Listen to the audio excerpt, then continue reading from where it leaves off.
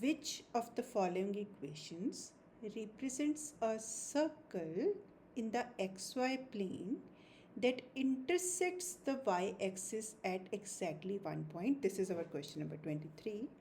Now first let's understand actually what is the equation of the circle.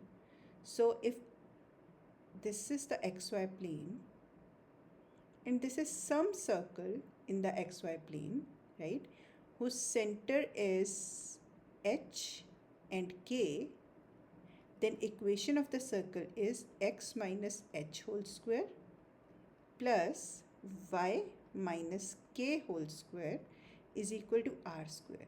Now why we write the equation this way? I am giving you the I button at the top. Just go through that part and check. I have literally explained every possible condition that how this circle can be placed at different positions. So you will understand this concept better if you go through it. Okay. So this is our equation of the circle. And next, a specific condition is given. This circle intersects the y-axis at exactly one point. Now, if I interpret this, intersects the y-axis at exactly one point, it clearly shows that it is touching the x-axis. So let's make it touch the x-axis. Suppose it's no information about, y-axis. I meant y-axis. No information about x-axis is given. So we are making it to touch only at the y-axis. If we see this, actually this h is a this time, or the radius this time. H is equal to the radius, and k we cannot say it's equal to the radius or not because this is the radius, but that is actually the whole k thing, right? And radius is this much only.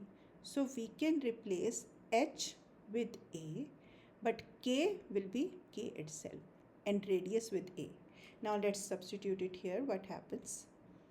X minus a whole squared plus y minus k whole squared is equal to a squared.